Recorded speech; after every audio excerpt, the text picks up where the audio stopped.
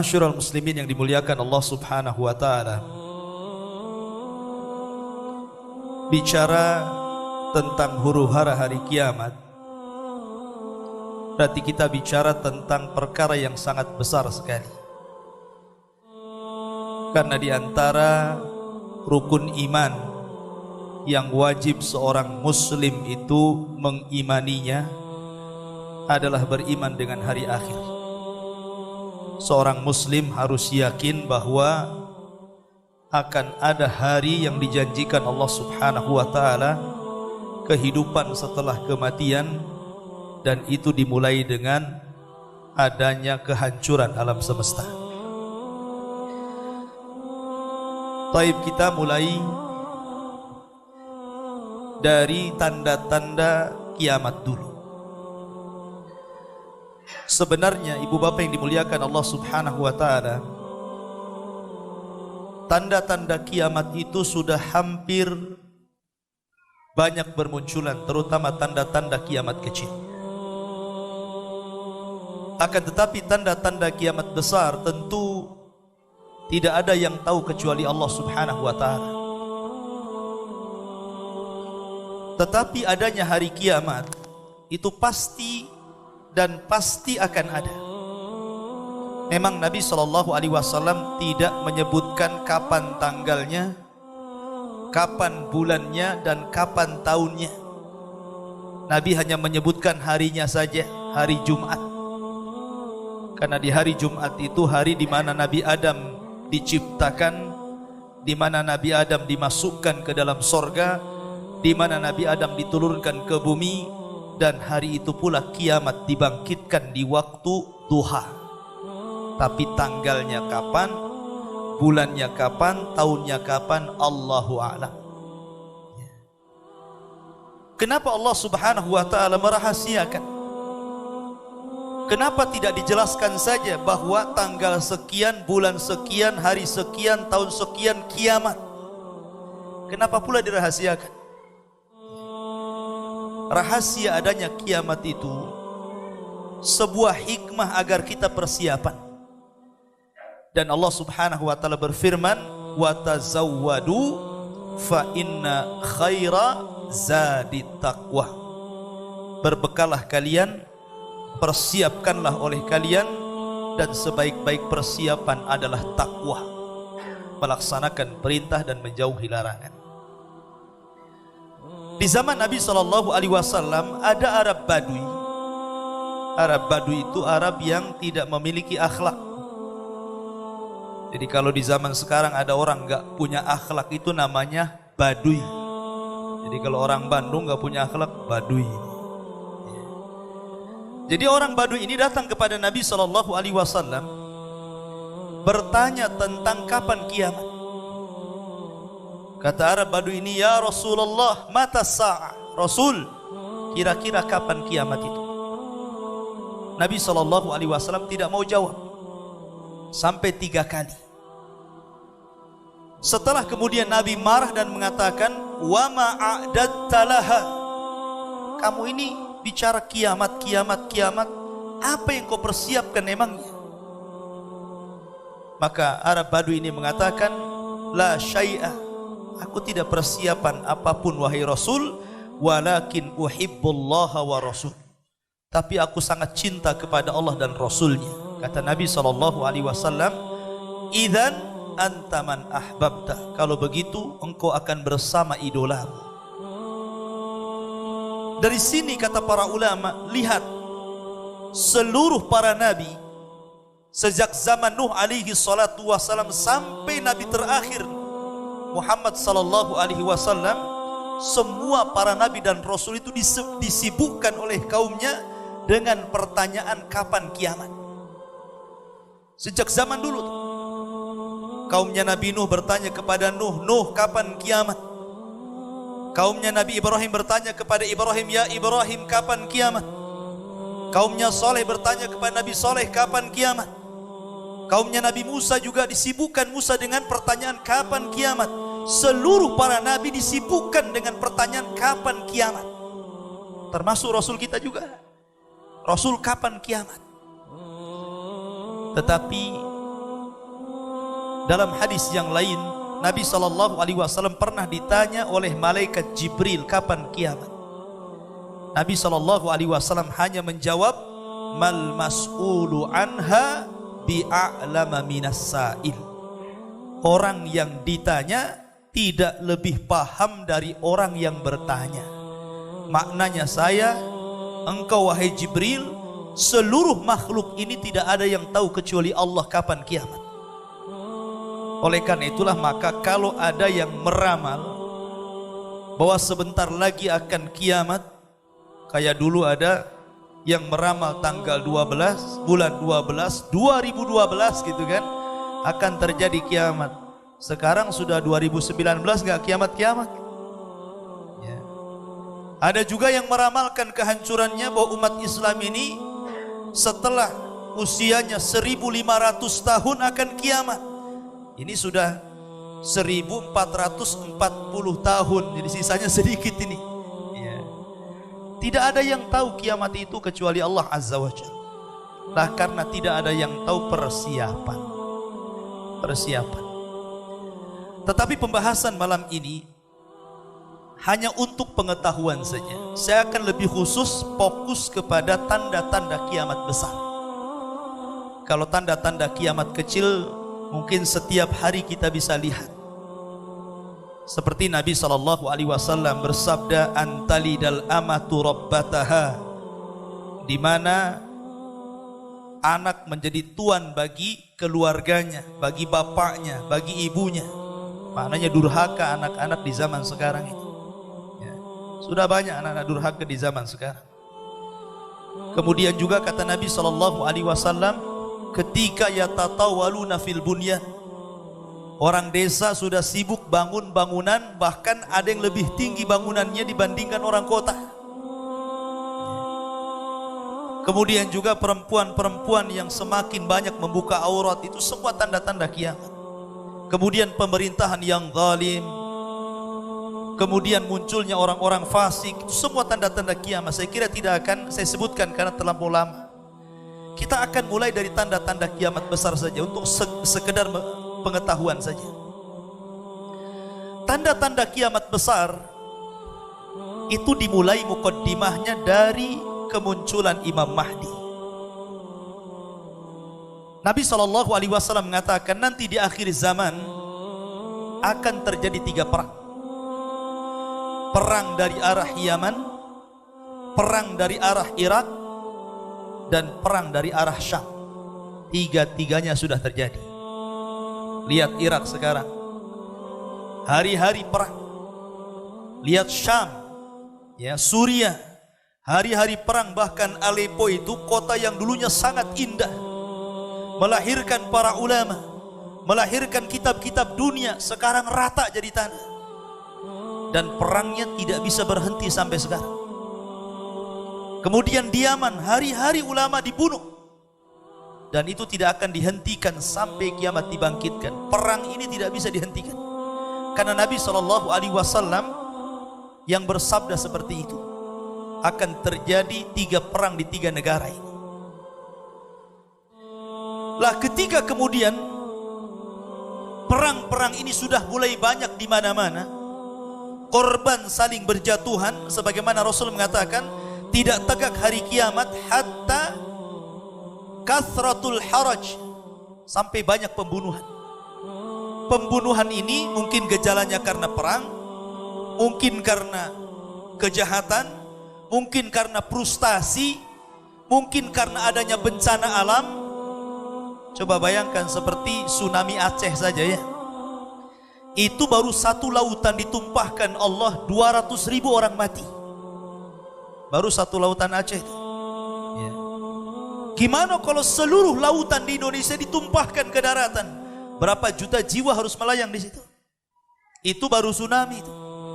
Belum lagi yang kecelakaan, belum lagi yang stres ekonomi akhirnya minum racun tikus. Orang sekarang ini kematian itu mudah. Lihat di jalan-jalan, kalau nggak nabrak ditabrak. Zaman dulu nggak ada orang mati di jalan karena ditabrak, karena nggak mungkin unta nabrak unta. Itu di zaman Nabi. Ya. Kalau di zaman sekarang ya mungkin lah mobil nabrak motor ya, sehingga hari-hari kecelakaan. Dan itu tanda-tanda kiamat. Banyaknya kematian. Lah ketika kemudian banyaknya kematian di mana-mana, termasuk yang paling besar adalah kematian para ulama. Kata Nabi SAW, mautul alim musibatun la tujbar. Kematian orang alim itu musibah yang tidak tergantikan. Kalau hari ini presiden mati, besok sudah ada penggantinya. Tapi kalau ulama mati, susah penggantinya tuh. Ketika Imam Syafi'i mati, nggak ada Imam Syafi'i lagi sampai hari ini. Ketika Imam Ahmad mati, tidak ada Imam Ahmad penerusnya sampai hari ini. Ketika imam-imam madhab meninggal, sampai hari ini tidak ada yang bisa menggantikan posisi mereka. Tapi kalau orang kaya mati, besok ada yang lebih kaya lagi. Kalau pemimpin mati, baru sehari sudah diangkat pemimpin penggantinya. Dari sini musibah yang paling besar itu kematian para ulama. Dan ketika kematian para ulama ini sudah menjalur di mana-mana, di berbagai macam negara, maka ketika kunci ilmu itu hilang, maka akan menyebar kejahilan. Menyebar kejahilan sampai akhirnya yudrasul Islam kama yudrasu wasyuth thawbi, kata Rasul. Di akhir zaman, Islam itu sedikit demi sedikit akan dihapus dari permukaan bumi. Dan lihat hari ini, terkadang orang ditanya tentang hukum-hukum sholat tidak tahu, ditanya tentang hukum-hukum wudhu tidak tahu, ditanya tentang hukum-hukum puasa tidak tahu, ditanya tentang makna syahadat tidak tahu. Dan itu semakin menyebar kejahilan itu. Ketika kejahilan merata, maka hukum Allah akan diangkat juga. Dan ketika hukum Allah diangkat, yang berlaku hukum jahil, hukum manusia. Ketika itulah Nabi mengatakan, apabila orang-orang jahil diangkat menjadi pemimpin, dia sesat dan orang yang mengikutinya ikut sesat. Lah ketika itu manusia rindu, ingin memiliki pemimpin keadilan yang bisa membawa mereka kepada keselamatan. Mereka menanti-nanti kapan Imam Mahdi muncul. Kapan Imam Mahdi muncul? Rupanya di Indonesia ada Imam Mahdi orang Medan. Ya, tapi nggak usah dipercaya itu. Saya dengar di Medan ada orang ngaku Imam Mahdi. Bukan di Medan juga, di Jawa ada. Bahkan perempuannya namanya Lia Aiden, bukan Lia Edan ya, Aiden.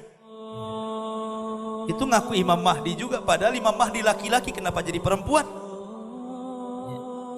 Tetapi muqaddimah tanda-tanda kiamat ini, ketika munculnya seseorang yang kata Rasul namanya sama dengan namaku dan nama bapaknya sama dengan nama bapakku, Muhammad bin Abdillah, bukan Lia Eden. Lah, Muhammad bin Abdillah ini muncul ketika terjadi kerusuhan di Syam. Dan Syam sekarang sedang rusuh. Rusuh Syam itu, hari-hari orang mati. Bukan 1, 2, ratusan bahkan ribuan orang meninggal itu. Seolah-olah nyawa itu tidak ada harganya kalau orang-orang yang hidup di Syam hari ini. Lah ketika manusia semakin merindukan ada pemimpin-pemimpin yang bisa mengantarkan mereka kepada keadilan, disitulah Allah munculkan seseorang yang namanya sama dengan nama Rasul dan nama bapaknya sama dengan nama bapak Rasul, Muhammad bin Abdillah, atau dikenal dengan Al-Imamul Mahdil Muntadhar.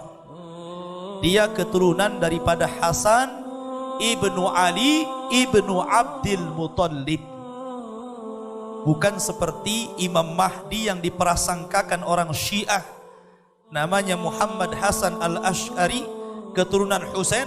Waktu bayi mau dibunuh disembunyikan di sirdap gua di Irak, sehingga orang-orang Syiah itu setiap hari mereka mengunjungi gua itu yang tertutup, kemudian memukul-mukul, ukhruj ya Mahdi, keluar wahai Mahdi. Yang nggak akan keluar, nggak ada orangnya ya. Tapi itu kan prasangka orang Syiah. Kita ahli sunnah wal jamaah mengakui bahwa Imam Mahdi itu keturunan Hasan ibnu Ali ibnu Abdul Muttalib, keturunan Nabi SAW. Lah ketika Imam Mahdi ini ditunggu-tunggu manusia, maka ketika itu Saudi Arabia, khususnya Mekah dan Madinah, akan sepi dan tidak ada orang lagi. Kata Nabi SAW, Imaratul Baitil Maqdis kharabu Yathrib. Apabila Baitul Maqdis yang ada di Palestina sana akan menjadi pusat kekuatan kaum muslimin, maka Yathrib akan hancur. Makna Yathrib itu Mekah dan Madinah. Mekah dan Madinah ini akan hancur. Sudah tidak ada orang lagi. Semua akan hijrah ke Palestina. Karena nanti kekuatan kaum muslimin itu ada di situ, di Palestina. Walaupun hari ini Palestina sedang dikepung orang Israel, nanti di akhir zaman Palestina akan kembali ke masa kejayaannya sebagaimana di zaman Umar ibn Khattab dan di zaman Salahuddin al-Ayyubi. Nanti akan kembali ke tangan kaum muslimin di tangan Imam Mahdi Muhammad bin Abdullah. Lah ketika kemudian Imam Mahdi sudah memimpin kaum muslimin yang ada di Syam, disitulah terjadi perang besar, dalam sejarah disebut Malhamatul Kubra. Malhamatul Kubra, malhamah itu diambil dari kata lahmun, daging ya. Kubra itu besar, artinya daging yang berhamburan. Karena perang di zaman itu sudah tidak pakai lagi perang-perang di zaman sekarang. Nanti akan kembali ke pedang, ke panah, ke tombak, ke unta, ke kuda, sehingga sabet-sabetan, sehingga dibahasakan dalam bahasa Arab itu Malhamatul Kubra, daging yang berhancuran karena disabet pedang, tombak dan panah. Dan itu perang yang terakhir, tidak ada perang setelah itu. Sampai-sampai dalam hadis yang panjang sekali, kaum muslimin berhasil mengalahkan orang Yahudi dan Nasrani itu sampai ke jantung kota Romawi, ke jantung kota Romawi di Roma sana, dan mendapatkan harta rampasan perang banyak. Lah ketika mereka sudah berada di Eropa, ketika itu sudah tidak ada Amerika lagi, karena dalam riwayat cuma ada Eropa saja yang disebutkan ya. Amerika kemana Allahu alam. Lah ketika itulah maka kaum muslimin mereka dimenangkan dengan kemenangan gemilang. Tiba-tiba mereka dihebohkan kemunculan Dajjal dari Khorasan. Khorasan itu yang ada di Iran sana, itu Khorasan namanya. Dajjal itu muncul di situ. Maka kaum muslimin yang dipimpin Imam Mahdi sedang ada di Eropa tuh, sementara Dajjal muncul di Syam. Makanya kemudian Imam Mahdi mengutus, kata Rasul, 10 penunggang kuda. Kata Nabi SAW, aku kenal sifat-sifat kudanya, aku kenal para penunggangnya, dan mereka sebaik-baik penunggang kuda pada hari itu. Karena sudah tidak ada pesawat masalahnya, ya kembali ke kuda lah. Untuk supaya mengecek apakah Dajjal memang betul-betul akan menyerang rumah-rumah mereka di Syam, ataukah kemunculan Dajjal ini hanya berita hoax saja. Rupanya penyerangan Dajjal kepada rumah-rumah mereka berita hoax, tapi Dajjalnya sudah muncul di Khorasan, dan di situ rupanya 70.000 Yahudi Asfahan sudah menjadi pasukan Dajjal. Karena Dajjal itu nanti akan diikuti pertama kali oleh 70.000 Yahudi Asfahan lengkap dengan seragam mereka. Dia akan memimpin perang dari sini. Lah setelah kemudian Dajjal membawa pasukan besar, Dajjal itu usianya tidak lama, hanya 40 hari. Tetapi 40 hari itu sampai ke Cicadas, sampai ke sini ya. Karena Nabi yang mengatakan Tidak ada sejengkal bumi illa saya tahu Dajjal. Tidak ada jengkalan bumi kecuali akan diinjak Dajjal. Kalau sudah diinjak Dajjal berarti tempat ini pun diinjak, kecuali 2 kota saja. Maksudnya Madinah dan Mekah itu tidak mungkin dimasuki Dajjal dan dijaga malaikat. Kalau Cicadas ya habis dimakan Dajjal nanti. Lah, ketika Dajjal ini kemudian diberikan waktu 40 hari, 1 hari bagaikan 1 tahun. Lama 1 harinya. Itu pertama kali muncul Dajjal itu 1 harinya sama dengan 1 tahun lamanya. Baru 2 harinya, hari kedua sama dengan 1 bulan lamanya. Baru hari ketiga sama dengan 1 pekan. Baru hari keempat dan sampai 40 hari baru normal harinya. Sampai-sampai sahabat bertanya Rasul, yang 1 hari bagaikan 1 tahun itu macam mana sholatnya tuh? Macam mana puasanya itu? Jangankan puasa 1 tahun, puasa 3 hari gak makan mati. Maka Rasul mengatakan, perhatikan waktu-waktu sholatmu sesuai dengan apa yang kau lakukan setiap hari. Maknanya kalau dari zuhur ke asar 3 jam ya sudah asar. Dari asar ke maghrib mungkin 3 jam ya sudah maghrib. Dari maghrib ke isya 2 jam ya sudah isya. Seperti itu. Dan ini kata ulama fikih menjadi sebuah hukum bagi orang-orang yang hidup di kutub. Orang yang hidup di kutub kan ada yang siangnya lama banget ya. Ada yang malamnya sampai berhari-hari. Ada yang siangnya sampai 1 minggu. Itu kalau yang puasa siangnya 1 minggu gak mati orang kutub tuh. Ya. Makanya orang-orang kutub itu kalau Ramadan mereka ngikut negara yang normal. Nelpon, sudah sahur belum? Sudah, makan walaupun siang. Ya kan? Nanti nelpon lagi, sudah buka belum? Sudah, walaupun siang buka, gitu maksudnya. Ya, mengikuti waktu normal, negara-negara normal. Lah, 1 hari itu Dajjal itu keliling tuh. Keliling ke bangsa-bangsa Arab. Dan ingat, kebanyakan pengikut Dajjal itu maaf, ibu-ibu. Ibu-ibu tuh yang banyak pengikut Dajjal itu. Karena kemunculan Dajjal itu 3 tahun sebelumnya terjadi paceklik hebat. Tahun pertama Allah Subhanahu wa taala tahan 1/3 langit untuk tidak hujan. Tahun kedua Allah tahan 2/3 langit untuk tidak hujan. Tahun ketiga Allah tahan seluruh dunia tidak ada hujan. Sehingga tumbuh-tumbuhan mati, hewan-hewan mati, manusia pun stres cari beras nggak ada. Sampai-sampai ketika itu Rasul ditanya apa makanan yang mereka makan wahai Rasul. Kata Nabi SAW, orang-orang yang beriman hanya memperbanyak tahlil, tahmid dan takbir. Begitulah mereka berzikir kepada Allah. Jadi makanannya zikir saja. Mereka nggak ada makanan lagi. Ya. Lah ketika Dajjal muncul, itulah Dajjal membuat fitnah. Karena kotanya sudah banyak yang hancur. Kalau Dajjal lewat ke sebuah kota, kemudian warga kota itu mau beriman kepada Dajjal, maka kota itu akan menjadi baik.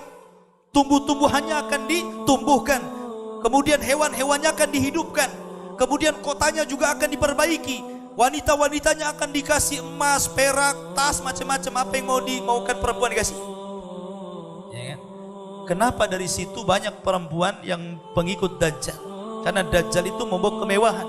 Dajjal itu tidak membunuh. Dajjal itu membawa fitnah agama. Dia itu hanya membunuh orang yang gak ikut dia saja. Kalau orang ikut dia, bukan tidak dibunuh, bahkan disenangkan, dibahagiakan, dikasih kekayaan. Apa maunya kita dikasih? Sampai-sampai suatu ketika Dajjal itu berbicara sampai bumi, ukhruji kunuzaki, keluarkan pembendaharaanmu wahai bumi, dan tampakkan di hadapan manusia. Maka akan keluar emas, perak, jamrud, macam-macamnya. Makanya dari situ kebanyakan yang ikut Dajjal itu ibu-ibu. Kenapa? Karena ada 2 perkara. Pertama, ibu-ibu itu naqisatu aqlin, maaf Bu ya, kurang akalnya. Karena ikut perasaan. Yang kedua, naqisatu dinin, kurang agamanya. Karena waktu haid tidak sholat, waktu haid tidak puasa. Kalau laki-laki kan gak ada haid. Kalau laki-laki haid LGBT namanya. Ya kan? Jadi laki-laki dia tidak kurang agama. laki-laki sempurna akalnya. Kalau ada masalah, laki-laki biasanya ikut akal. Kalau perempuan ada masalah, ikut perasaan. Makanya hukum talak itu ada pada laki-laki, bukan pada perempuan. Kalau hukum talak ada perempuan, hari-hari orang yang talak berjubel di pengadilan agama itu ramai. Tapi karena talak dipegang laki-laki, agak sedikit di PA. Kenapa? Karena ikut akal, mikir kalau laki-laki. Kalau perempuan ada SMS, nyasar saja langsung, udah kita cerai saja, katanya kan begitu. Makanya perempuan itu udah ikut dajjal. Sampai-sampai dalam hadis, saking takutnya bapak-bapak istrinya ikut dajjal, anak perempuannya ikut dajjal, sampai dirantai kayak orang gila. Artinya para pengikut dajjal itu banyak perempuan. Yang kedua, orang-orang jahil, orang-orang bodoh, orang-orang yang tidak punya akidah, orang-orang yang tidak punya ilmu, orang-orang yang tidak cukup bekal agamanya, maka mereka akan mudah ikut dajjal. Karena dajjal itu membawa neraka dan sorga. Sorganya neraka dan nerakanya adalah sorga. Dan dia akan keling selama 40 hari. Ketika dajjal berusaha untuk masuk kota Mekah, nggak bisa. Karena malaikat mengelilingi kota Mekah. Kemudian ketika mau masuk kota Madinah juga nggak bisa. Dajjal hanya bisa melihat dari kejauhan saja kota Madinah itu. Tiba-tiba Dajjal melihat cahaya putih sehingga mengatakan, hadza qasru Ahmad, ini adalah istananya Ahmad, maksudnya Masjid Nabawi. Subhanallah. Dajjal mengatakan, ini istana putih, dan menjadi sebuah kenyataan hari ini. Coba kalau ibu bapak umroh atau haji disempatkan ke Madinah, lihat Masjid Nabawi itu dari arah ketinggian, itu warnanya putih. Shadaqa Rasulullah. Sungguh benar apa kata Nabi, ucapan Dajjal mengatakan hadza qasru Ahmad, ini adalah istana putih. Masjid Nabawi itu kalau dari kejauhan itu warnanya putih, padahal bukan putih warnanya, kalau dari dekat itu warnanya hijau kan. Tapi kalau dari jauh, dari ketinggian, warnanya putih itu. Jadi Nabi SAW itu tidak mungkin berdusta setiap sabdanya. Dan itu menjadi kenyataan apa yang dikatakan Dajjal itu. Makanya ketika kemudian Dajjal tidak bisa, Rasulullah SAW yang sedang bersabda memakai tongkat itu dipukul-pukulkan ke bumi. Hadihi thayyibah, hadihi thayyibah. Ini tempat yang baik, ini tempat yang baik. Dajjal tidak bisa masuk di situ. Makanya akhirnya karena Dajjal marah tidak bisa masuk kota Madinah, maka dia membuat gempa. Akhirnya orang-orang munafik yang ada di kota Madinah pada keluar. Hanya orang-orang yang kuat imannya saja yang tinggal di situ. Orang-orang munafik itu akhirnya belakangan ikut Dajjal. Lah karena Dajjal ini banyak pengikutnya dari bangsa Turuk. Turuk itu bangsa Asia kayak kita ini. Gitu. Pokoknya Dajjal itu hampir satu dunia ikut dia itu, kecuali orang-orang yang Allah rahmati. Sehingga Imam Mahdi tidak sanggup melawan Dajjal. Terpaksa mereka sembunyi. Sembunyi di mana? Di Bukit Tur. Makanya kenapa dalam Al-Quran itu nama Tur selalu disebut, Wat-Tur wa kitabim mastur, Wat-Tini wa zaituni wa Turisinin. Selalu disebut dan dijadikan sumpah oleh Allah Tur itu. Karena Tur itu tempat bersejarah. Disitulah Nabi Musa alaihi salatu wassalam mendapatkan mandat Taurat untuk memimpin Bani Israel di Bukit Tur. Di situ pula Imam Mahdi bersembunyi, di Bukit Tur itu. Sampai-sampai karena lamanya bersembunyi, kehabisan bekal, sampai-sampai Rasul mengatakan kepala kerbau jauh lebih mulia, lebih berharga dibandingkan ribuan dinar. Karena yang mereka butuhkan makanan, bukan uang. Lah akhirnya karena sudah kehabisan makanan, mereka kalau tetap tinggal di situ mati kelaparan. Akhirnya Imam Mahdi kemudian memutuskan, kita kalau tetap di sini kita mati konyol.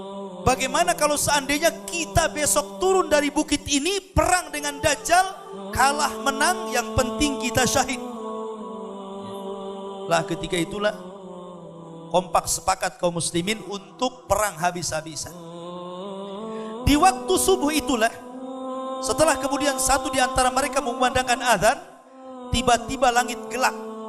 Setelah gelap, tiba-tiba muncul cahaya yang sangat terang sekali.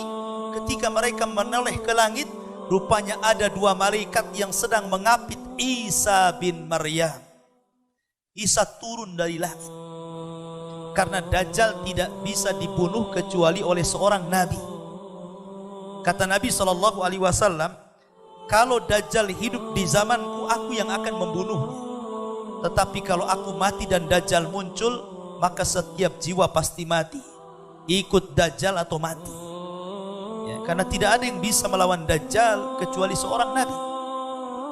Dan yang ditugaskan adalah Nabi Isa. Tapi dia turun bukan sebagai nabi, tapi orang biasa yang dimandatkan dan ditugaskan untuk membunuh Dajjal, membunuh babi, mematahkan salib, dan berhukum dengan hukum keadilan. Sebagaimana Al-Quran sudah mengatakan bahwa Isa itu tidak dibunuh, Isa tidak disalib, bahkan Isa itu diangkat ke langit dan di akhir zaman akan turun. Itulah bahasa Quran. Ya. Lah Isa inilah akhirnya bergabung dengan tentara Imam Mahdi. Dia yang memimpin perang.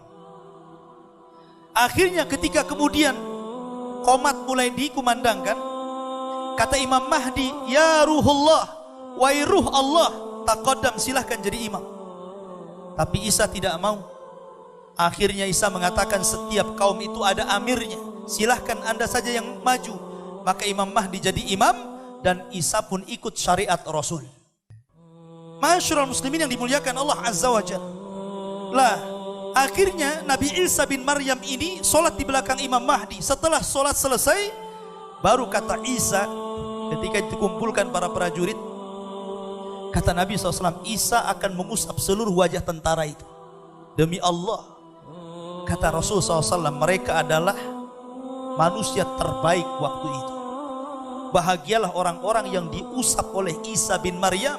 Karena ketika Isa mengusap wajah mereka itu, Isa menyebutkan tingkatan mereka di sorga. Bukan mereka masuk sorga, ya. Menyebutkan tingkatan di sorga. Kalau sudah menyebutkan tingkatan di sorga, ya pasti masuk sorga. Maka Isa bin Maryam ketika itu memberikan 3 pilihan. Ini di bawah Dajjal dan pasukan tuh. Kata Isa bin Maryam, kalian tidak usah turun. Saya memberikan 3 pilihan kepada kalian. Pertama, saya akan berdoa kepada Allah agar Allah mengirim bencana alam. Biar bencana itulah yang meluluh lantakkan Dajjal dan para pasukannya. 1. Yang kedua, aku akan berdoa kepada Allah biar Allah membangkitkan pasukan, tapi bukan kalian. Biar pasukan ini saja yang akan memerangi mereka sampai habis. Atau yang ketiga, kalian siap perang bersama aku. Aku yang akan memimpin kalian. Aku yang akan membunuh Dajjal dan kalian perangi pengikutnya. Dan aku akan berdoa para pengikut Dajjal tidak sanggup mengangkat pedang sehingga kau tinggal tebas saja kepalanya. Milih mana? Milih yang nomor 3 rupanya. Karena apa? Tinggal tebas masalahnya. Ya kan? Akhirnya milih yang nomor 3, siap perang dipimpin Nabi Isa. Maka turunlah setelah sholat subuh, akhirnya melawan Dajjal. Ketika Dajjal itu melihat Isa, dia tahu dia akan dibunuh Isa, lari dia. Ya. Akhirnya dikejar Isa sampai ke Babil Lut. Babil Lut itu kota di tengah Israel. Di Israel itu ada kota namanya Babil Lut. Disitulah Dajjal itu akan dibunuh. Karena orang-orang Yahudi menganggap bahwa Dajjal itu penyelamat mereka. Jadi kalau Islam menunggu-nunggu Imam Mahdi Muhammad bin Abdullah, kalau orang Yahudi itu menunggu Metius ataupun Dajjal, istilah kita, penyelamat mereka. Ya. Nah dari situ Dajjal kemudian dibunuh di Babil Lut oleh Isa bin Maryam. Dan pasukan kaum muslimin sebagaimana doa Isa, tinggal tebas-tebas saja dia. Ya. Akhirnya pasukannya tahu Dajjal mati, mereka tunggang langgang, sembunyi di batu-batu bisa bicara. Hei muslim, nih orang kafir di balik saya, bunuh saja dia, katanya. Sembunyi di pohon, begitu juga ngomong. Sembunyi di lubang, tidak ada satupun makhluk Allah kecuali bicara. Hei muslim, kafir di sini bunuh saja. Kecuali satu pohon namanya Gharqad. Gak mau ngomong dia. Makanya orang Israel hari ini banyak-banyak nanam pohon borkot. Ya, hadisnya bocor sampai mereka. Tetapi sayang kebakaran, nanam lagi. Ya, dan kemarin kebakaran tuh, habis pohon borkotnya, ditanam lagi, mudah-mudahan kebakaran lagi. Ya. Karena hanya pohon itu yang tidak akan bicara dan melindungi orang-orang kafir. Lah setelah Dajjal mati, kemudian kaum muslimin pun berhasil mengalahkan orang-orang kafir. Maka yang selamat dari orang-orang kafir Yahudi dan Nasrani, mereka diberikan dua pilihan oleh Isa, masuk Islam atau mati. Kalau di zaman Nabi SAW 3 pilihan, masuk Islam, kalau tidak bayar upeti, kalau tidak mati. Tapi di akhir zaman gak ada upeti-upetian, cuma dua aja pilihannya, mati atau masuk Islam. Akhirnya sebagian besar orang-orang kafir itu masuk Islam. Inilah isyarat firman Allah Azza wa Jal, wa im min ahlil kitabi illa la yu'minanna bihi qabla mautihi. Sesungguhnya kelak sebagian ahli kitab akan beriman kepada Allah lewat Isa sebelum kematiannya. Jadi akan berbondong-bondong orang Yahudi Nasrani masuk Islam karena Isa bin Maryam. Sehingga ketika itu semua orang beriman. Kata Nabi SAW, tuba liman asya ba'dal masih. Beruntung orang-orang yang hidup di masa Isa diturunkan Allah Azza wa Jalla. Karena ketika itu Allah jadikan bumi berkah, Allah jadikan langit berkah, dan itu hari-hari yang penuh dengan berkah. Sejak zaman Adam alaihi salatu wassalam sampai akhir zaman, kehidupan yang paling indah itu ketika Isa berada di tengah-tengah kita. Betul-betul dia menegakkan keadilan, tetapi maksudnya mengikuti Islam. Dia tidak menyebarkan agamanya, karena Nasrani itu tidak boleh lagi disebar setelah datangnya Rasul sallallahu alaihi wasallam. Kata Rasul, siapapun orang Yahudi dan Nasrani yang tidak beriman setelah mereka mendengarkan adanya aku diutus, kecuali mereka dimasukkan ke dalam jahanam. Sudah Isya? Kalau dijadwal sampai Isya. Cuman kalau mau lanjut nggak apa-apa, sampai jam 8. Iya, berarti habis Isya kita lanjut lagi. Kita lanjutkan, masih membahas tentang silsilah alamat kiamat besar. Kemarin tadi kita bicara tentang masalah Dajjal ya, sampai Dajjal tadi. Ibu bapak yang dimuliakan Allah Subhanahu wa taala, fitnah Dajjal itu lebih besar dibandingkan fitnah harta, lebih besar dibandingkan fitnah keluarga, bahkan lebih besar daripada fitnah perang sekalipun. Dari situlah Nabi SAW mengingatkan kepada kita bahwa tidak ada satupun nabi dari para nabi-nabi sebelum Rasul kecuali mengingatkan umatnya tentang bahayanya fitnah Dajjal ini. Makanya kenapa dalam salat, sebelum Anda mengakhiri salat dengan salam, di situ kita disuruh untuk berlindung dari 4 perkara. Salah satunya fitnah Al-Masihid Dajjal. Kemudian setiap malam Jumat kita disunahkan untuk membaca 10 ayat awal atau akhir dari surah Al-Kahfi, karena itu sebagai perlindungan dari fitnah Dajjal ini. Dan itu dirutinkan setiap sholat kita dan setiap Jumat. Maknanya karena melihat besarnya fitnah Dajjal ini. Tetapi tadi sudah dijelaskan, tidak mungkin kita satu bab saja Dajjal gak akan selesai. Intinya bahwa Dajjal akan mati dan dibunuh oleh Isa bin Maryam. Lah setelah Isa bin Maryam kemudian hidup bersama Imam Mahdi selama 7 tahun. Imam Mahdi kemudian meninggal, karena Imam Mahdi itu berkuasa hanya 7 tahun saja. Habis itu meninggal. Setelah meninggalnya Imam Mahdi, kekuasaan di tangan Isa bin Maryam. Ketika itulah kata Nabi SAW, Isa memimpin dengan keadilan. banyak orang-orang kafir masuk ke dalam Islam. Tapi hanya selang beberapa tahun,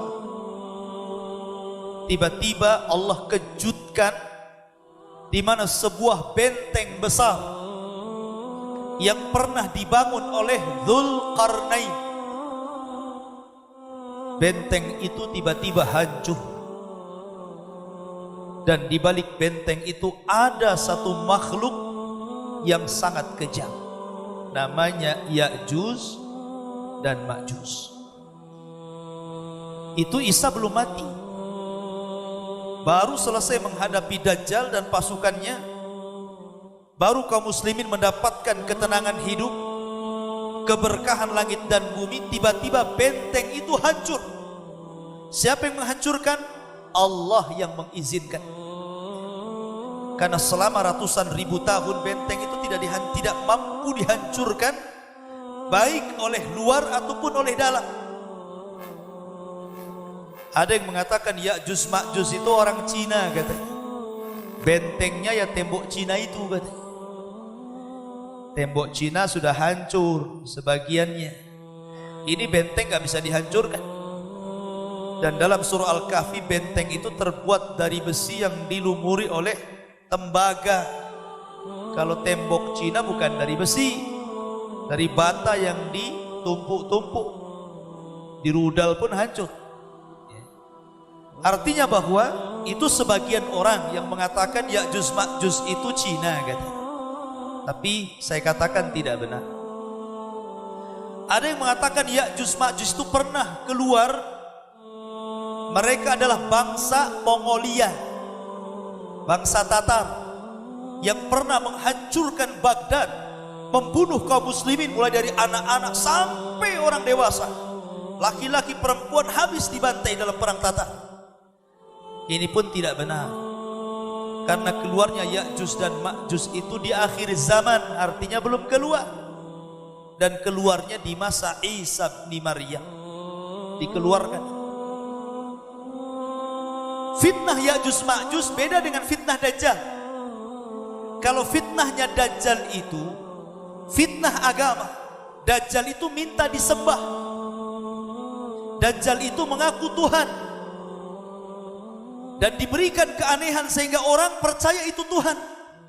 Bayangkan saja, Dajjal masuk ke sebuah perkampungan, kemudian kata Dajjal, maukah kalian kuhidupkan bapak ibu kalian? Dan kalau kehidupkan ibu bapak kalian, maukah kalian menyembah saya? Akhirnya betul Dajjal datang ke kuburan, kemudian mengatakan, keluarlah kalian. Semua orang yang di kuburan keluar tuh, baik. Tetapi tentu itu sihir. Akhirnya orang-orang yang di kuburan keluar semuanya dan mengatakan kepada keluarganya, ikutilah dia karena dia adalah Tuhan. Dari situlah banyak orang yang menyembah Dajjal. Tapi fitnahnya Ya'juj Ma'juj tidak. Dia tidak membawa fitnah seperti Dajjal. Dia hanya membawa fitnah kerusakan. Ketika keluar dari benteng itu yang dibuat Dzulqarnain yang disyaratkan dalam surah Al-Kahfi, maka mereka seperti min kulli hadabin yansilun, seperti air bah yang turun dari ketinggian, saking banyaknya. Bahkan Rasul mengatakan jumlah mereka 999 dari mereka banding 1 dari kita. Jadi kalau Anda melawan Ya'juj dan Ma'juj, berarti 1 orang melawan 999 Ya'juj Ma'juj. Kira-kira menang atau kalah? 1 lawan 10 aja babak belur, mau 1 pula lawan 999 gitu ya, ya mati. Makanya kata Rasul, kaum ini gak bisa dibunuh, gak bisa diperangi, saking banyaknya. Akhirnya Isa pun bersembunyi lagi, karena Ya'juj Ma'juj ini ngeri. Dia kanibal, dia membunuh kemudian memakan bangkainya itu. Tetapi Ya'juj Ma'juj itu bukan hewan. Ya'juj Ma'juj itu bukan makhluk selain manusia, tidak, mereka manusia. Cuman manusia yang primitif yang terkurung di sebuah gua, dan Allah berikan usia yang panjang kepada mereka. Dan Allah berikan keturunan yang banyak kepada mereka. Sampai-sampai satu Ya'juj itu tidak mati sampai punya 1000 keturunan baru mati. Ya. Kalau sudah 1000 keturunan baru dia mati itu. Makanya jumlahnya banyak. Menurut pendapat Abdullah bin Abbas radhiyallahu anhu.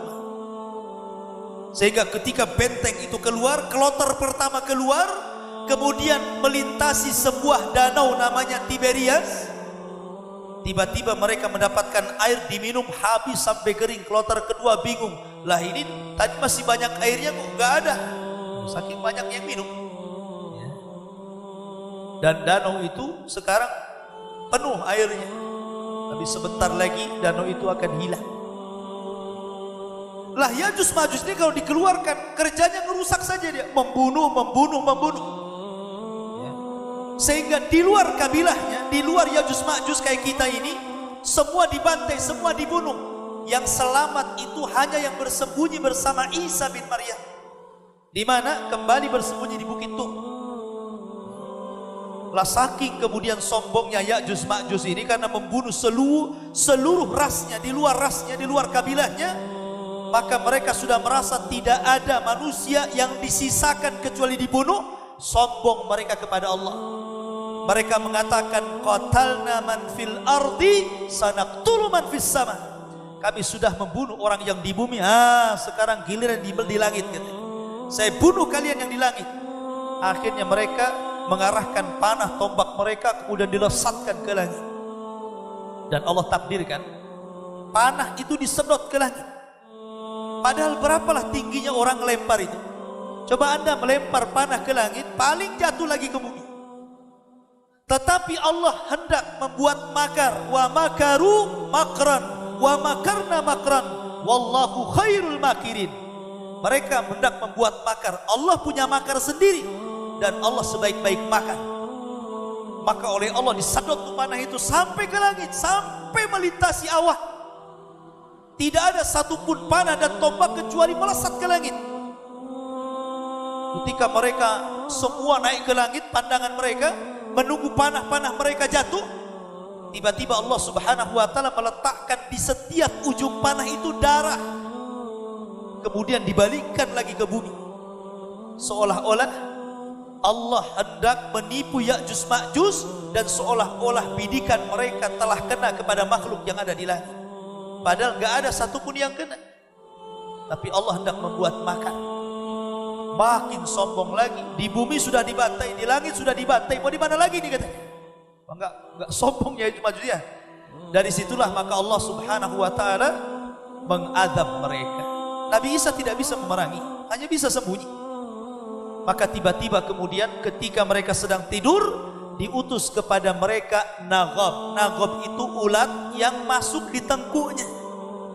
Kayak listrik. Satu kota Bandung kalau ingin matikan listrik gampang, ambil sabut di gardunya saja kan, mati tuh semua satu kota Bandung tuh. Mana di pusat PLN-nya itu, cabut saja mati semua. Kata Rasul, satu mati semua mati. Jadi kematian Ya'juj Ma'juj itu bukan satu-satu, bukan ini mati enggak, satu mati semua mati. Kayak nyambut di gardu listrik, semua listrik mati gitu kan. Dan itu kehendak Allah. Allah itu kalau hendak menghancurkan sebuah kaum, tidak perlu mengutus binatang gede-gede, cukup ulat saja. Lihat Ashabul Fil, Abrahatul Asram ketika menyerang Ka'bah, dihancurkan pakai apa? Ababil. Tahu ababil? Burung laut yang warna hitam itu. Kemudian ketika Allah membunuh Namrud, Namrud mati pakai apa? Nyamuk. Nyamuknya masuk ke hidungnya, kemudian menggigit-gigit otaknya, gak tahan, digedor-gedorkan ke tembok, mati akhirnya. Namrud tuh. Namrud itu orang yang ngaku Tuhan. Raja dunia mati oleh seekor nyamuk. Kemudian kisah yang ada di Yaman yang disebutkan dalam Al-Quran, kisah pemilik 2 kebun. Karena mereka sombong, tidak bersyukur kepada Allah, kampung itu akhirnya Allah utus tikus segede kucing untuk menggerogoti bendungan Akhirnya runtuh bendungannya, banjir, satu kota Yaman habis kena banjir. Akhirnya mereka pun hijrah ke Madinah, ke Yathrib, sehingga keturunannya dari kabilah Khazraj dan Aus belakangan menjadi orang-orang Ansor pembela Nabi. Ya. Itu Nabi, Allah kalau hendak menghancurkan kaum tinggal utus tikus, utus ulat, utus burung, utus nyamuk, tidak perlu buaya, tidak perlu gajah, yang kecil-kecil saja kalau Allah mau itu. Kan ini menunjukkan innallaha ala kulli syai'in qadir. Yang kecil saja bisa menghancurkan, apalagi yang besar.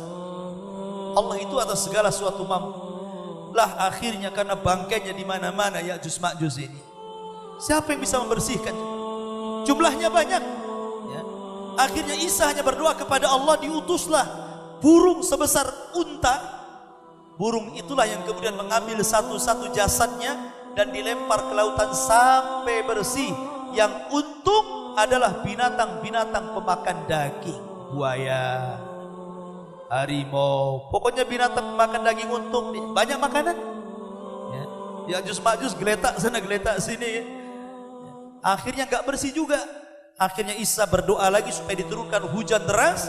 Akhirnya hujan itulah yang menyapu sisa-sisa Ya'juj Ma'juj ke lautan dan bumi menjadi hijau ranum kembali. Maka ketika itulah maka Isa diberkahi lagi kehidupannya, sampai akhirnya Isa pun diwafatkan Allah Subhanahu wa ta'ala. Ketika Isa wafat itulah manusia tidak ada yang memimpin lagi. Imam Mahdi yang memimpin sebelumnya sudah mati. Penggantinya Isa bin Maryam juga sudah meninggal. Maka kaum muslimin kehilangan pemimpin. Maka ketika tidak ada yang membimbing mereka, lambat laun mereka mulai kufur lagi. Sebagian mereka mulai kufur lagi. Lah ketika kemudian sebagian mereka mulai kufur lagi dan sebagian tetap beriman kepada Allah Azza wa Jalla, Allah ingatkan mereka lagi dengan cara apa? Allah kirimkan dukhan. Yang Allah mengatakan dalam Al-Quran suratul Dukhan, fartakib yauma ta'tis sama bidukhanim mubin. Akan dimunculkan dukhan. Dukhan itu asap tebal yang ada di langit kemudian menyerbu manusia. Disitulah Allah Subhanahu wa ta'ala tampakkan mana mukmin, mana munafik. Kalau asap itu dihirup orang yang beriman, paling tinggi hanya pilek saja. Ya. Mungkin pilek saja gitu kan, tidak sampai memadaratkan orang yang beriman. Tapi kalau asap itu disedot orang munafik, maka akan membuat kelemahan keluar dari telinga, keluar dari mulut, keluar dari hidup. Ya. Dan mereka akan merasakan kesusah payahan yang luar biasa, rasa pening yang luar biasa. Dan ketika itu dibedakan mana mukmin, mana kafir. Jadi kalau hanya pilek saja memang mukmin. Oh kalau sampai keluar dari kupingnya asapnya gitu kan, nah, munafik kamu. Jadi ketika itu tampak kemana mukmin, mana munafik kan. Subhanallah tampakkan. Akhirnya kemudian mereka pun berdoa kepada Allah agar asap itu diangkat. Akhirnya diangkat, tapi subhanallah tetap saja di antara mereka tidak mau bertobat kepada Allah Azza wa Jalla. Ketika itulah akhirnya ketika sudah diangkat, mereka sudah terlena. Suatu ketika mereka tertidur pulas di malam hari. Kemudian di waktu subuh orang-orang yang beriman biasa mereka bangun subuh kemudian ke masjid. Tapi orang-orang munafik yang kemudian sedikit demi sedikit meninggalkan Islam, mereka tetap tidur. Ketika sudah waktunya matahari terbit, ditengoknya kok gak muncul-muncul. Ditunggu sampai jam 9 tidak muncul juga. Ditunggu sampai duhur tidak muncul juga. Ditunggu sampai asar tidak muncul juga. Ketika matahari harusnya tenggelam, tiba-tiba terbit dari arah barat. Itulah yang dikatakan Nabi SAW, apabila matahari terbit dari arah barat, la tanfa'u imanu, la yanfa'u imanukum, tidak akan bermanfaat iman kalian. Jadi ketika matahari terbit di sore hari, harusnya terbenam, ini terbit malah, dan itu hanya satu hari saja. Ya. Maka ketika itu semua ustadz terhenti berdakwah. Orang-orang kafir jadi beriman, orang-orang munafik jadi mukmin, orang-orang dusta jadi jujur, tapi percuma keimanannya. Kalaupun ada seorang dai yang berceramah sampai kemudian dakwahnya berhasil menobatkan orang, percuma tobatnya. Kenapa? Matahari sudah terbit dari arah barat. Ketika itu sudah tertutup pintu tobat. Yang mukmin alhamdulillah dengan keimanannya, yang munafik celaka dengan kemunafikannya. Baru selang 2 hari, dalam riwayat ada yang mengatakan 1 hari, dari matahari terbit dari arah barat, tiba-tiba muncul binatang dari perut bumi. Binatang itu disebut dabatun minal ard. Binatang yang besar, ketika keluar dari perut bumi, kepalanya baru nempel di awan, kakinya belum keluar dari bumi. Besar. Disebut dalam Al-Quran, akhrajna lahum dabatun minal ard. Akan dikeluarkan binatang melata dari perut bumi, tukallimuhum, dan bicara dengan manusia. Binatang ini tidak akan membunuh, binatang ini tidak akan merusak. Binatang ini hanya diberikan tugas oleh Allah menstempel orang. Dalam riwayat yang dhaif, yang lemah, binatang ini di tangan kanannya membawa stempel Nabi Sulaiman, dan di tangan kirinya membawa tongkat Nabi Musa. Kalau ketemu orang kafir, dipukul wajahnya sama tongkat, akhirnya gosong. Kalau ketemu orang yang beriman, langsung dicap kepalanya, di jidatnya langsung bercahaya. Dan ketika itu manusia dilupakan tentang namanya. Saya nggak tahu namanya siapa, Anda nggak tahu namanya siapa. Ketika itu sebutan cuma 2, mukmin dan kafir, dan itu dilihat dari tanda wajahnya. Sudah nggak pakai nama lagi, tapi tidak tersinggung karena nggak tahu namanya. Jadi mukmin kafir, mau kemana? Mau jalan-jalan Fir, mau ke sawah Min, gitu aja ya. Jadi mukmin kafir, diangkat nama ketika itu, betul-betul diangkat. Hanya mukmin kafir dan tidak tersinggung. Karena ketika itu juga percuma, orang itu tersinggung juga percuma, tobat juga percuma, karena matahari sudah terbit sebelumnya 1 hari. Memang cuma terbit 1 hari saja, habis itu kemudian kembali normal, sehingga manusia hanya sedih 1 hari saja.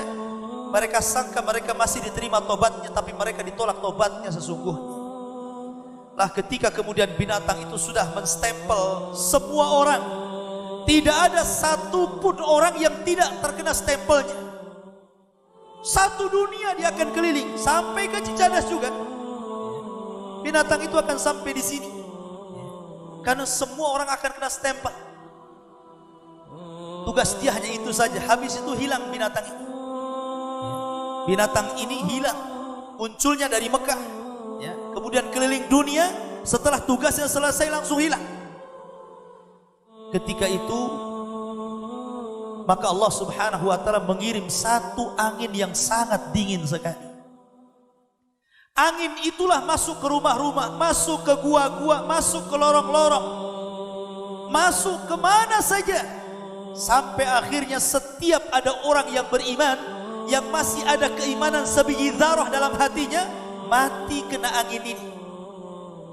Sehingga tidak ada yang tersisa kecuali orang munafik kafir, yang kata Nabi SAW, la taqumus sa'ah illa ala syiraril khalqi. Tidak mungkin tegak hari kiamat sehingga menimpa kepada orang yang paling buruk yang ada di permukaan bumi. Ketika seorang yang beriman pada mati semuanya, yang tinggal hanya munafik, kafir, orang jahat, ketika itulah Allah Subhanahu wa ta'ala munculkan larva api yang terpendam di perut Aden. Dan itu sudah sesuai dengan penelitian NASA. NASA itu meneliti dengan satelitnya tentang sabda Nabi SAW bahwa akan keluar api dari Aden Yaman. Rupanya di bawah perut Aden itu memang ada api besar, dan itu sudah lewat penelitian. Akan muncul di akhir zaman api itu, kemudian membakar segala sesuatu kecuali manusia, tidak dibakar. Ya, kalau kena hutan terbakar, kena binatang terbakar, kena rumah terbakar, tapi sama manusia nggak bakar. Api itu hanya mengikuti di belakang kita saja. Kalau kita jalan, dia jalan. Kita diam, dia diam. Kita jalan lagi, dia jalan. Sampai ketika api itu menggiring semua manusia satu dunia, ke satu tempat yang disebut dengan Syam. Kata Nabi, Syam ardu mahsyarin, tempat berkumpulnya manusia di akhir zaman. Ketika satu dunia tergiring dengan api, kemudian berkumpul di Syam, disinilah detik-detik kiamat dibangkitkan. Allah subhanahu wa ta'ala memerintahkan Israfil untuk meniup sangkakalanya. Yang pertama kali pingsan adalah orang yang sedang memberi minum untanya. Kaget dia, kemudian pingsan. Kemudian disusul orang yang di pasar-pasar, yang di jalan-jalan. Setiap terdengar trompet, itu suara trompet Al-Qari'ah yang disebutkan dalam surah Al-Qari'ah, Al-Qari'atu mal-Qari'ah wa ma adraka mal-Qari'ah yauma yakunun nasu kal farashil mabthus.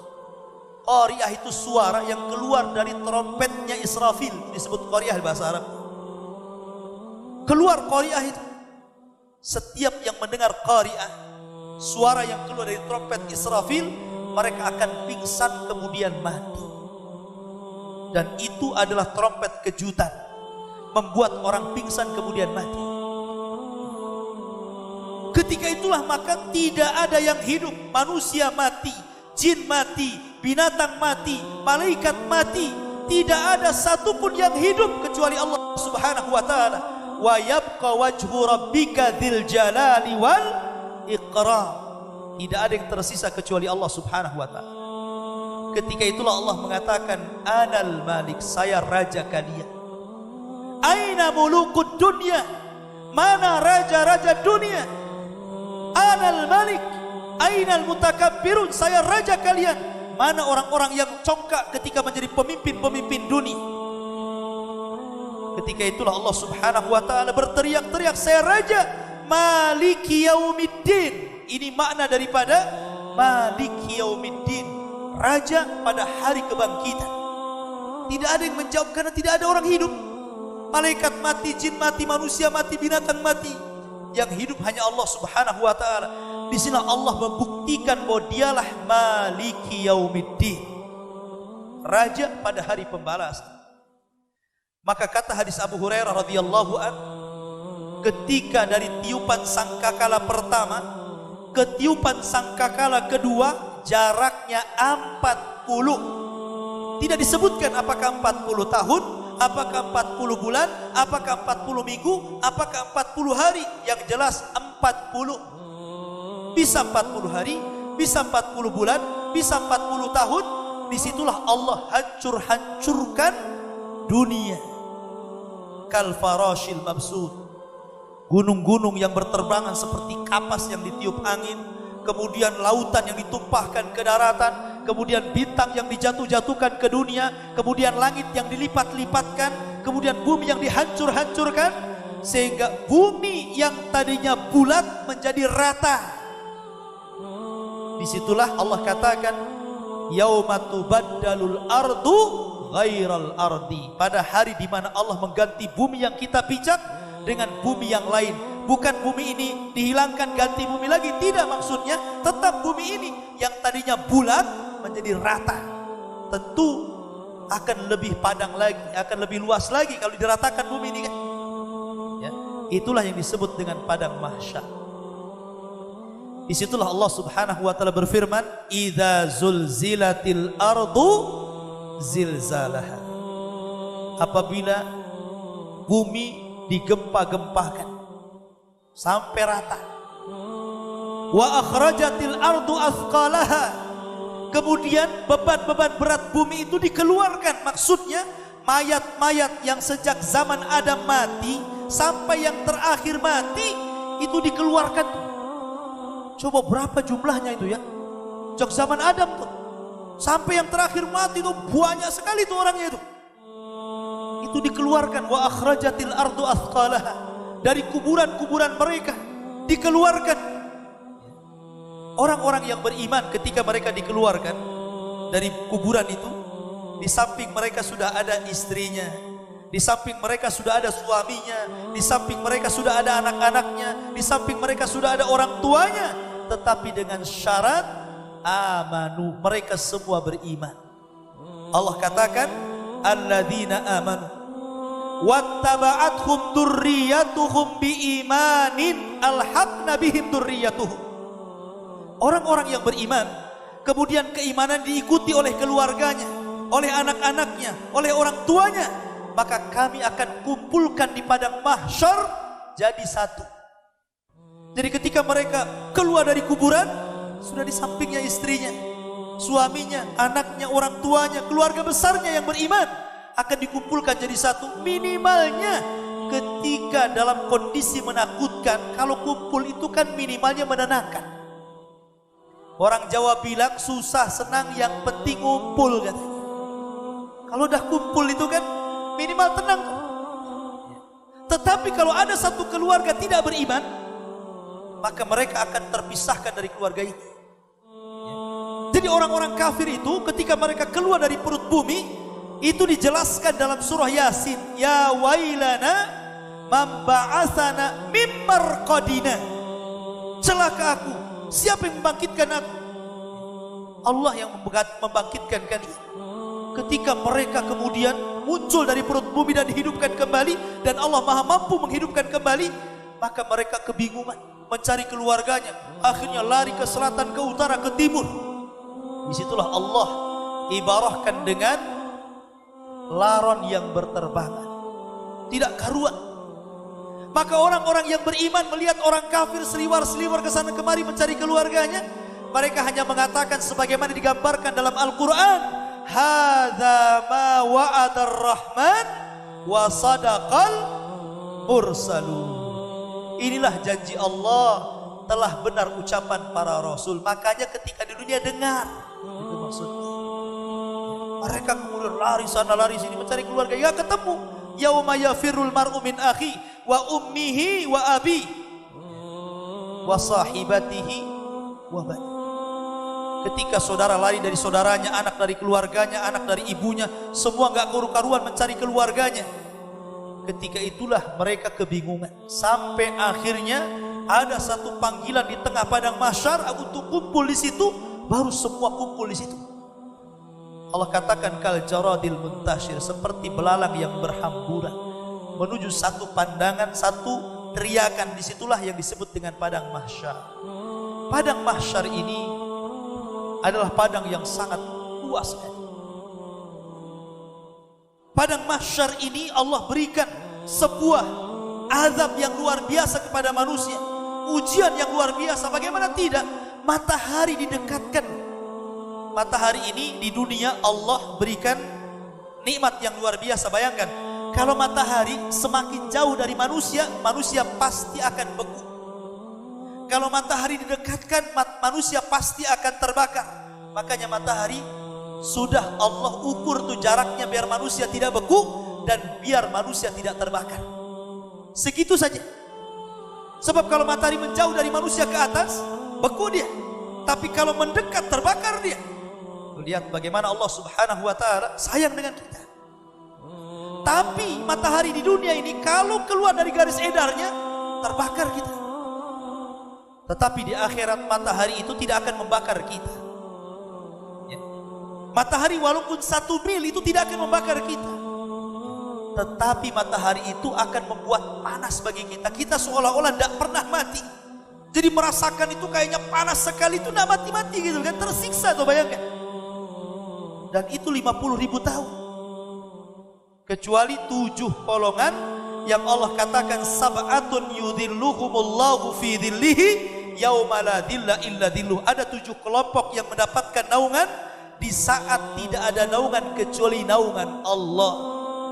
Salah satunya anak-anak muda yang tumbuh di atas ibadah, imam yang adil, orang yang ketika berzinah tidak jadi dan mengatakan saya takut kepada Allah, orang yang bersedekah tangan kanannya, tangan kirinya ke belakang.